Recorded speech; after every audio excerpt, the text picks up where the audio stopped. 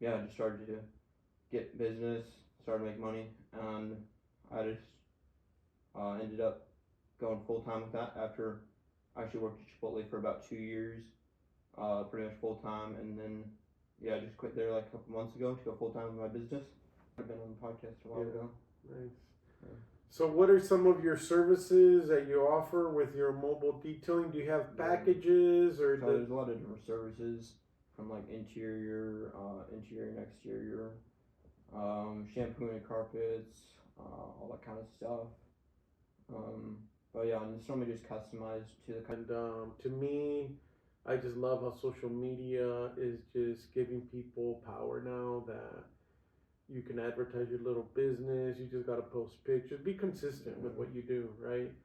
And sooner or later, you build an audience. And the more you put yourself out there, the more people see you. They get a feel for you, and they're like, hey, this person's local, or I know their family, or something. And like you said, organically, things just start working out.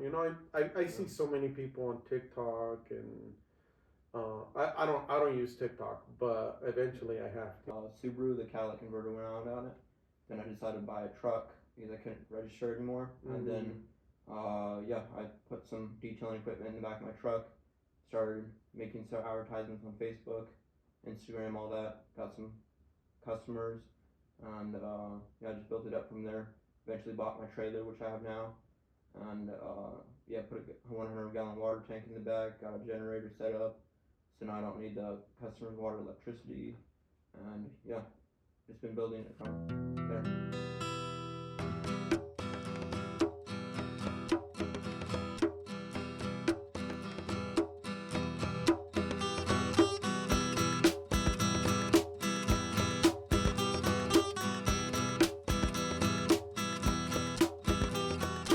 So today on NorCal X, we have young Luke. He's his own businessman, mobile detailer. I've noticed you've been detailing for 2 years. What inspired you to start your own business, Luke? Well, it's really just it was my first job detailing, and I was detailing at Highway 7020 car wash over in Marysville. I just always enjoyed it, so I just once I started working at U-Haul, basically it was after Highway 2070 car wash. Then I just decided to start my own business, just detailing, since I enjoyed doing it at the Highway 7020 car wash. And I just started to get business, started to make money, and I just ended up going full time with that after I actually worked at Chipotle for about 2 years, pretty much full time, and then I just quit there like a couple months ago to go full time with my business. So you've been kind of just doing it on the side, and now you're going all in on your business? Yeah, so I'm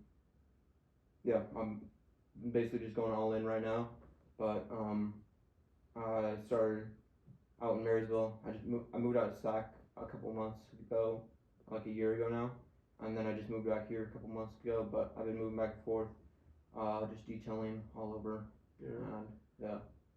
And what's kind of the reason behind it? I know you said you liked it, but do you want to make your own hours? I mean, I don't think making my own hours, I guess. Yeah. I don't know. I don't think anyone likes working for anyone. I'm 46. And you not accidentally, I sent you to my family business over in Marysville. And I'm the same as you. I started with my family, never real boss, but it's hard working with family because everyone kind of wants to be their own boss, and no one wants to, take any kind of orders, right? And I worked at Thunder Valley, 7 years, and same thing. I mean, it almost feels like you want to become your own boss when you see all these issues and these problems, and you wonder like, well, why don't they correct that or I could do it better, right? And I think it's amazing. How old are you, Luke? I'm 20. I started the business when I was 16, 17. Yeah.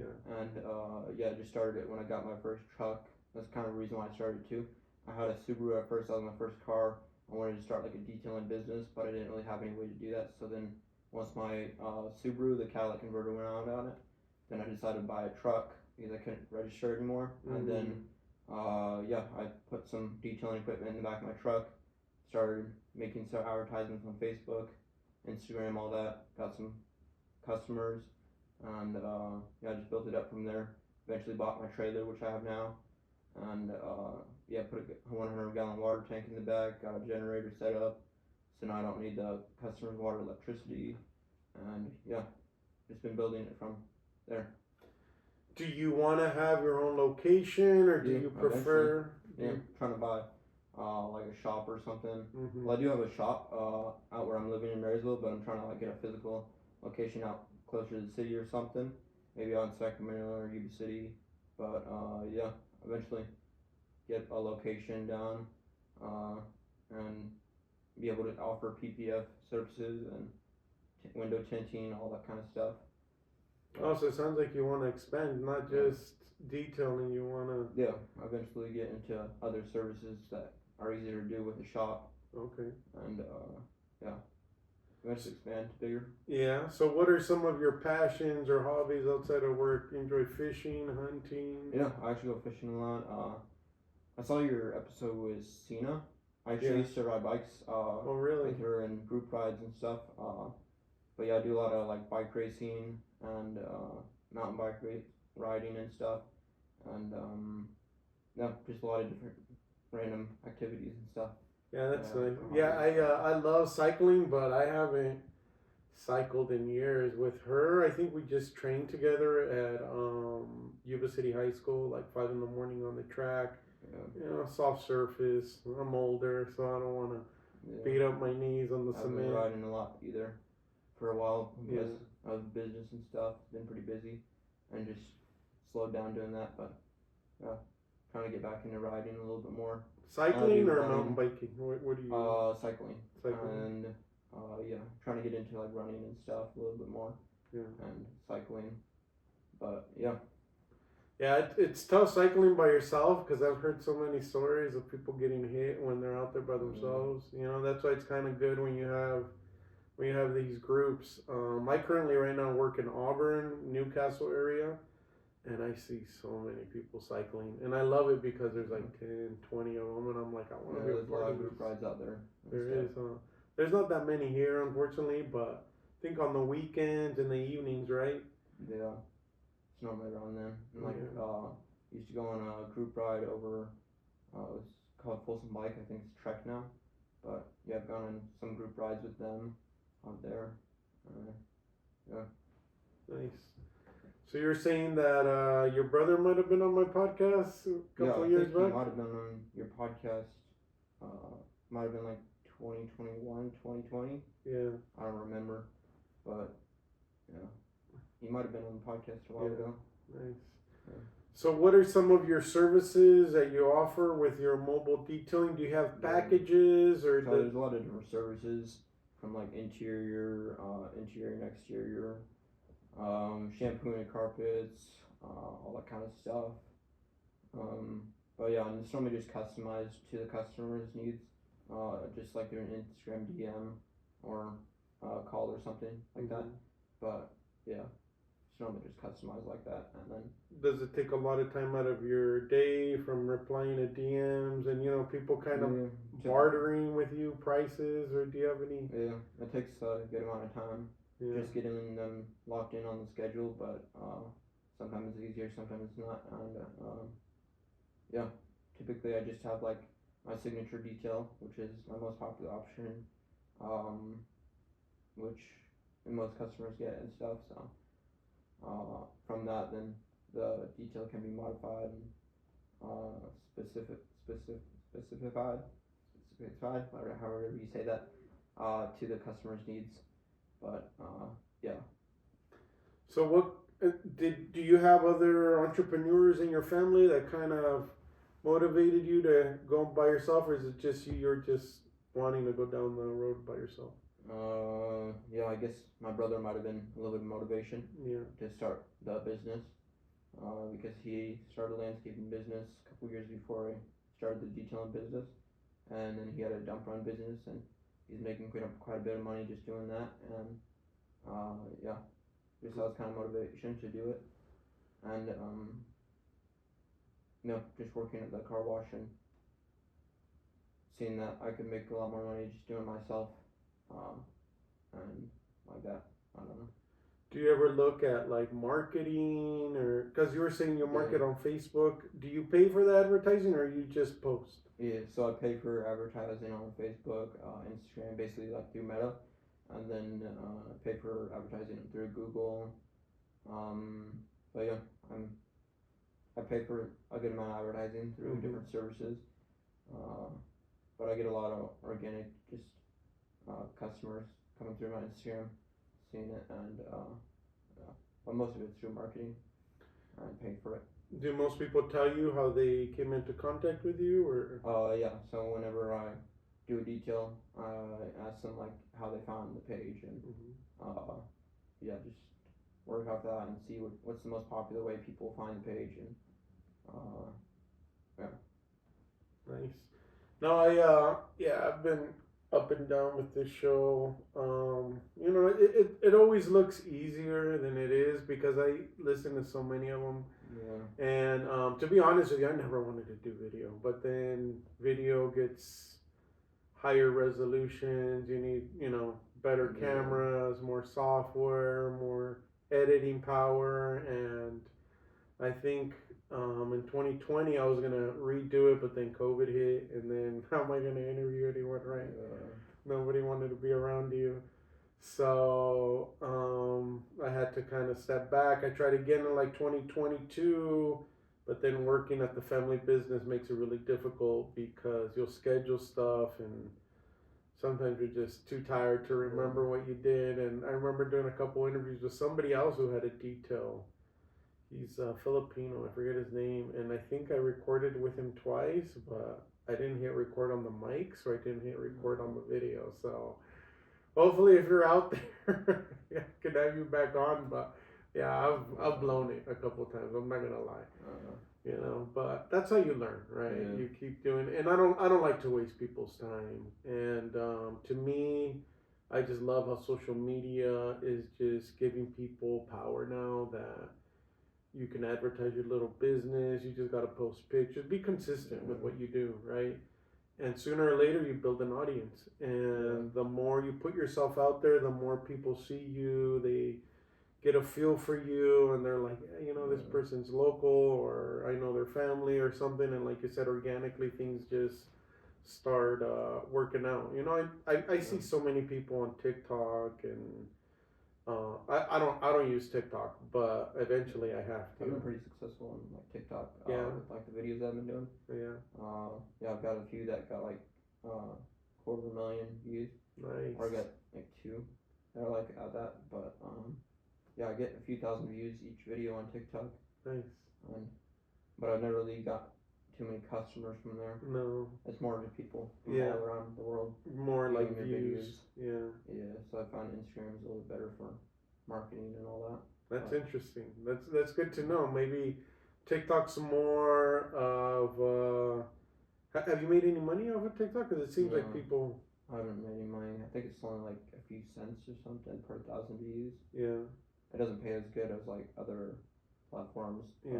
I'm not even close to big enough to start making money off of any platform yet. Yeah. No, and the good thing now is AI takes a lot of your load off, because some of these conversations can stretch 2 hours, 60 minutes. And a lot of, you have to use Snapchat. You have to have all these little videos, right? So you can pull people in. Yeah. And doing it manually took forever because you have to cut it, save it, and how do you use AI? It's pretty simple. For your podcast? For a lot of different things. So I can give you an example. Like if I'm saying too much or or repeating a word, I don't know what it's called, but I just took down notes of these like 8 different AIs that, like, let's say I'm looking at you and I'm supposed to be looking at the camera. Yeah. It will make it look like I'm looking at the camera instead of looking at you, and it'll correct my speech. I was even able to get rid of all the car sounds at my parents' business because I interviewed someone there on It was during the week. I can't remember. And when I was editing it, there was so much car noise in the background that I go, oh no, I shouldn't have recorded here, you know? But I literally just found it and I used it and it got rid of everything and it made the voices sound stronger. I could do that. Yeah. I mean, I think that's how people are getting so big on like Snapchat and TikTok because they're little clips. Yeah. So AI will go in there and separate all of them and then add like videos. So, you know, people don't have attention spans for long conversations, right? Yeah. So AI will bring in some like animation or whatever and it'll even tell you if this is what you like or if you have a preference, you can put it and it makes it a lot easier because you can waste like 5 hours editing these videos.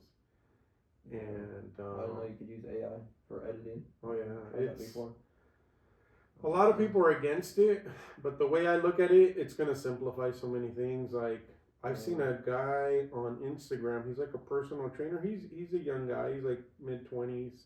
He lost a lot of weight, and I send him a couple messages, but he has like 1 million followers or something like that, and he instantly replied, but I know it wasn't him. I was like, that's some kind of AI that's. He probably has manually. Yeah. Or like automatic replies or something. Do you use anything like that? I use automatic replies for a lot of like prompts like that somebody might send. Like what's your pricing or something like that. Then it'll just automatically send them the pricing. And that's on Instagram or Facebook? Yeah, Instagram. It goes through Facebook too. And Google. There's something where if you email me, then it'll automatically send you an email back. But yeah, have you seen like how much water AI uses? No, what do you mean? It was pretty popular. It was like every request you make on AI uses like a bottle of water. In energy or? No, like because when you request something on through AI, then it has to go through like big facilities that have big huge computers, and the computers use like 16 ounces of water or something per request that you make through AI. That's interesting. But, yeah, I never even thought about that. I didn't really.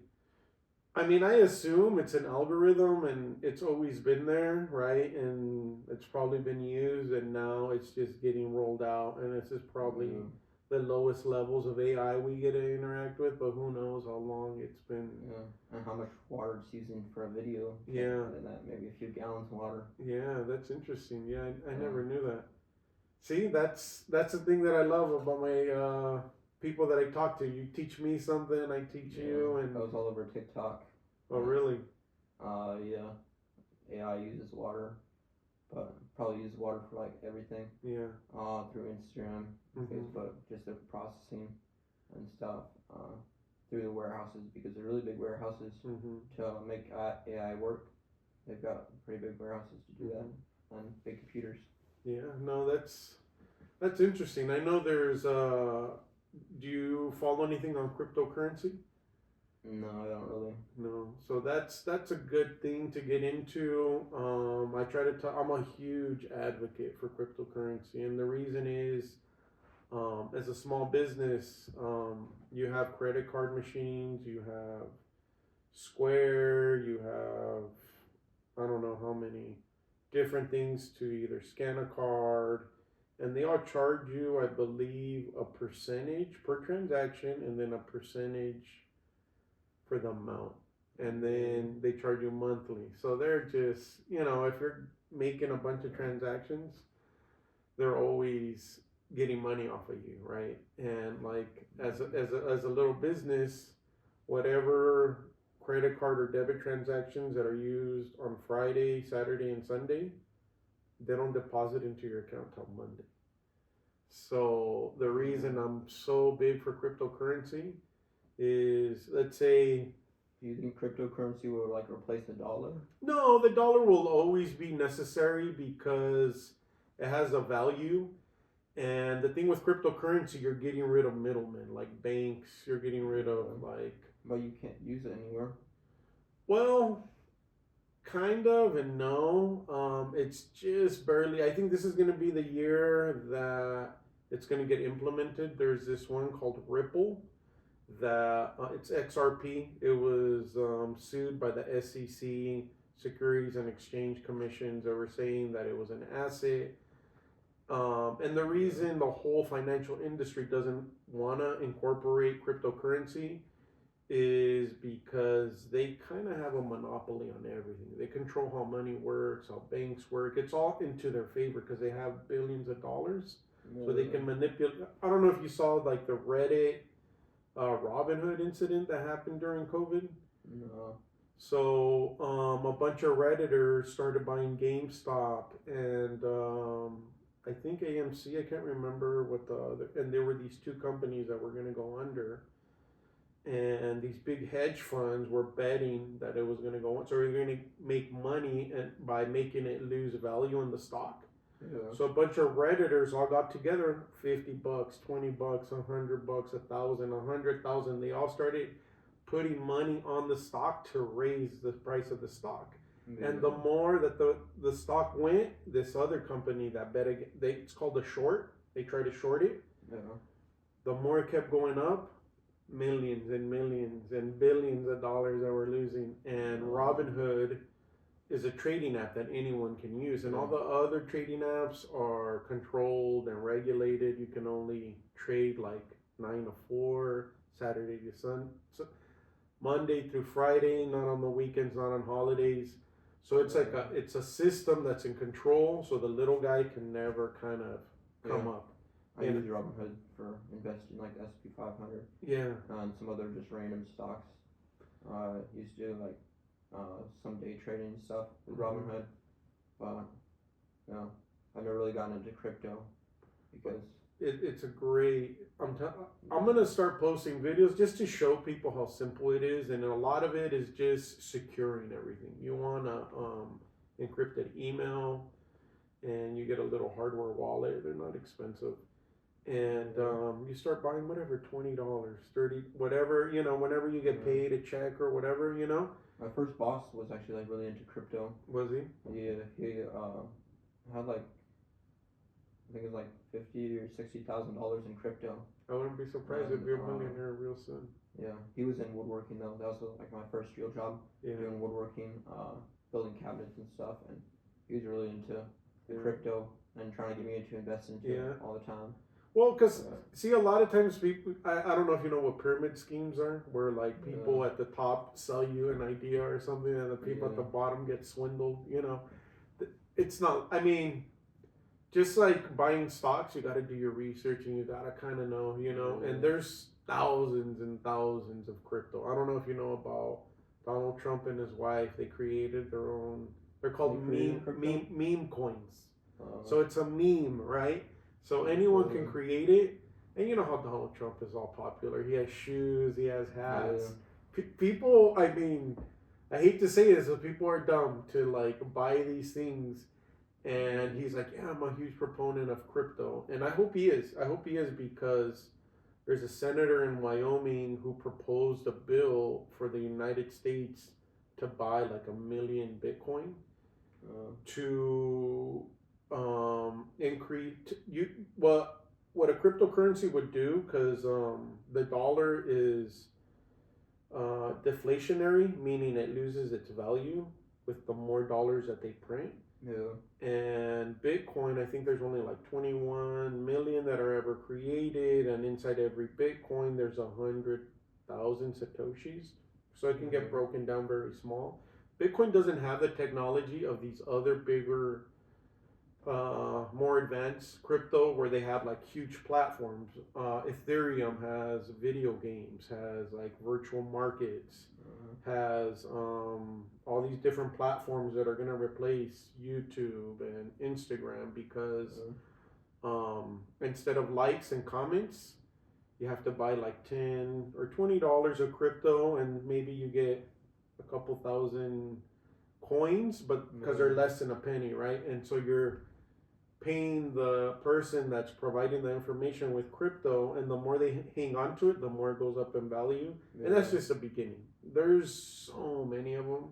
But you have to do your research and know that like there's technology behind them, and it's not going to be just one. Because did you watch the Jake Paul and Mike Tyson fight? Yeah, dude. Did it stall on you at all? Yeah, it kept going out like when it started or something. Or like, So yeah, there, Netflix kept crashing. I yeah, heard about that. There's like a few million people, or I like think a there few was like, 100 million people on yeah, Netflix at there the was same like time, which crashed out the server or something like that. it was like 75 to 100 million people were watching at once, and that's the same thing with crypto. You can't have 8 billion people on one platform, so you're going to need multiple different platforms so you can make an effortless transaction, and every one of them is going to be have a different role in the new, it's called the web 3.0. So you'll be able to like trade stocks, like stocks without taking big risks. You'll be able to, like if you own a home, you could put your deed on the blockchain, and it'll validate it that it's real. Or let's say you sell. You think that's what's going to be able to happen in the future, or you can already? Oh, it's already here. It's been and it's been built by a bunch of like super smart people that see what exists, and the whole point is so no one owns it. You know that it's written by code.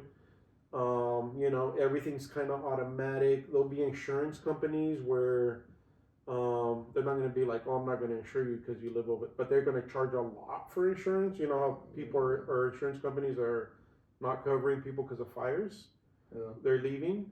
There'll be like crypto or AI insurance where, yeah, it'll be really expensive, but when it's written in code, it's going to know, all right, there was a fire over here. And so it's going to have facts to prove that your house burned down. And it's going to be, well, okay, you paid the highest premium, so here's your money immediately. No discussions, nothing like that. And that's why I'm a big advocate, because there's so many of them out there that are going to like revolutionize things for like you, for small businesses, for people who are gonna master something, and because you're gonna have you've seen those Elon Musk robots, right? Yeah. So you think those are actually gonna come out? Oh, $30,000 for one. Yeah. What does a truck cost right now? Like $100,000, right? Think about. I don't think they're gonna be at $30,000 when they come out though. No, Cybertruck was supposed to be 40,000, and it's like 100,000. Yeah. For a used one. Well, let's just be optimistical and say they're 30 and you can afford one. Would you not get one that never needs to sleep? Never, and it helps you out and it details everything in a heartbeat. And you're just right behind you, or let's say it learns by watching you, right? And that's how it's being programmed. And you're always talking to it, and it's answering all your emails, like just stuff that we can't even grasp. And a lot of people are gonna get mad over it. They're going to be like, I'm going to lose my job. Or truck drivers are going to be like, going to be some government regulation on. Yeah, well, how many you can buy or something like that for a business. Yeah, and I think maybe what might happen is like universal basic income, where everyone gets like $2,000-$3,000 a month, because. But then that just creates. Well, because the robots are doing really everything. Society. If everyone gets the same amount of money and. Well, then there's rich people, and you can't really become rich because you can't. Well, you can. Here's the thing: you can be rich if you think outside the box. Just like you're doing what you're doing, because you see when you work for someone, you're limited how much you can make, right? Yeah. But the more you think outside the box, the more you're of service of people, the more opportunities are there for you. And you just always kind of think of how can I do this faster, more efficient, and as long as you're thinking like that, all the doors open for you. A lot of people think like this. I want to have a 9 to 5 where I make X amount of, even if you make $100,000, it's not that much no more. Pre-COVID, that was a good amount of money, but now with inflation, I mean, you see what a new truck costs, right? It's like $130,000 is what you need to be making like per year to afford like a house but yeah. Yeah, no, it's true. Before COVID, it was like 70,000 to own a home. It's like on average, but now it's like 130, 150 or something thousand. You need to be making per year to own a home. in California. No, and it's true. It's really, really true that things are getting more difficult. And it's not anybody's fault, but it's all these big institutions, Federal Reserve. The more money they keep printing, the more it loses value. That's why if Trump, or I don't know if it's Trump, whoever in the government is to get Bitcoin. So I'm just gonna like play a scenario for you. So Bitcoin's hovering like at $100,000, right? Yeah. And it's not gonna go straight to $1 million. That's what everyone says it is, but it's just gonna take some time. And if something was to go bad where the dollar lost all its power and was like a peso, a peso in Mexico is like 25 I heard they pesos did a that dollar. In a different country, like where they replaced their currency with Bitcoin. Well, El Salvador. El Salvador? Yeah. And well, it's tricky there because it's kind of like a dictator there. He's been there. Yeah. He's kind of like Putin, but supposedly he got rid of all those gang members. Yeah, he cleaned up the country and stuff. Yeah. But I heard they use that as like a currency over there. Yeah. Somehow. But yeah. So the way it's all digital. Yeah, and the way it would work is, so let's say the government buys 1 million Bitcoin, right? And it's like they buy it at 100,000. So it goes to 1 million. They have this debt. They pay off the debt. Yeah. Now there's no debt. Now there's no inflation. People start using, and you're not going to use Bitcoin like money. Maybe XRP will be like money. Maybe another one called XLM, because the reason is they're super cheap, and a lot of them exist. And Bitcoin is going to be like super, super rare, like a rare piece of platinum or something by that nature in a digital currency. But more people, I think you just need like Twitter. Elon Musk created PayPal. If he incorporates some kind of crypto into a system and makes it real easy, then all you need is a couple people to implement it and just make it simple. Like scanning a QR code or real simple thing. Because a lot of people think it's more complicated, but the instant you start seeing your bank account go up and you can kind of control your taxes, and that's a great thing about you being your own business person is create a LLC, a limited liability corporation, because you can write off things. Yeah, that's what I got right now. Yeah.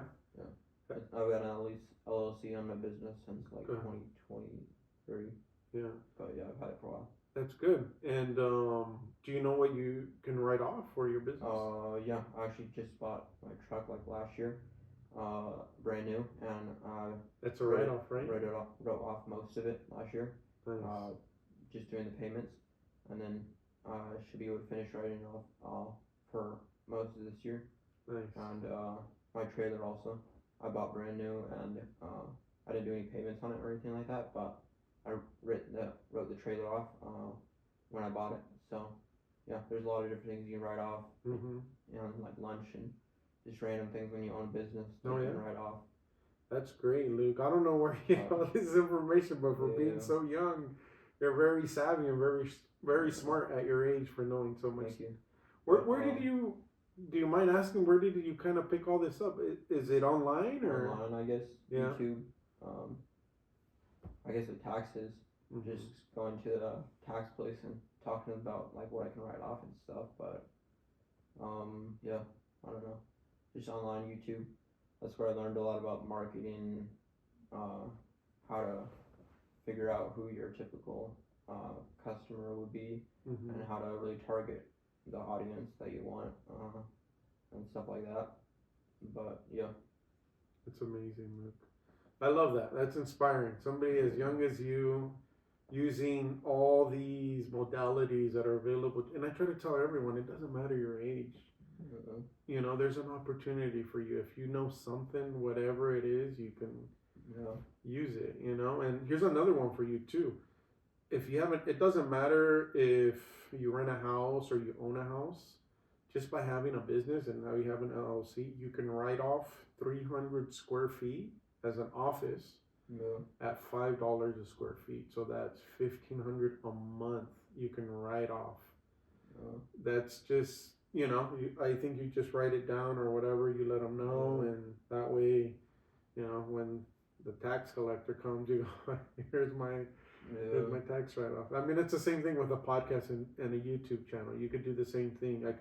I'm going to do that. Eventually, I'll have a location just so everything's there and I'm not moving it around. Yeah. And, whatever it costs, you can write that off, and then you can write off meals. You can write off hotel stays. Just don't get the most expensive hotel. So flights, right? There's all these business expenses, and if you're smart about it, it sucks paying taxes. Yeah. I'm telling you, because I think this year and last year is the most taxes I've ever paid, and got back like $400. I was like, this is ridiculous. Like, I don't want to work overtime. I don't want to work another job and end up in the same boat, and that's the reason I do this. And so you make money through sponsors and stuff on your podcast? Yeah. There's so many ways, and the good thing now is you could use everything. So let's say you go to somebody you want to advertise or be a sponsor. So then you ask for a media kit, and the media kit is you show your website, who's going to your website, Instagram, Facebook. I don't have TikTok. I haven't used it. TikTok, and you can use the whole thing as a bunch and be like, this is my demographic, because it shows you who's listening, from where, what area, right? So let's say it's a business, if it's a certain demographic here, young or old, you can go, look, these are the people listening. It would really benefit you, and they know who's listening, so they either pay you by click or they pay you an upfront sum, and so it's never ending. You can also sell your own products, right? Like, maybe teach people how to do something, and it's just we're in a great time right now, even though everything's expensive and it seems a little overwhelming for some people. As long as you keep looking at solutions, you'll never have problems, because problems exist everywhere. Never look at everything like, why me? Why is this happening? Every kind of loss is a lesson, and you're young, and like you said, you want to tint. What else did you say you want to get into? PPF, which is paint protection film. Okay. Do more ceramic coatings, which I already do offer, but it's a lot easier to do with a physical location. And I don't know, just a lot more services that I could offer with a physical location, and it's a great idea. I started, and where I work now, it was in a transportation. They had like 40 cars. Where I work now, I think they have 3.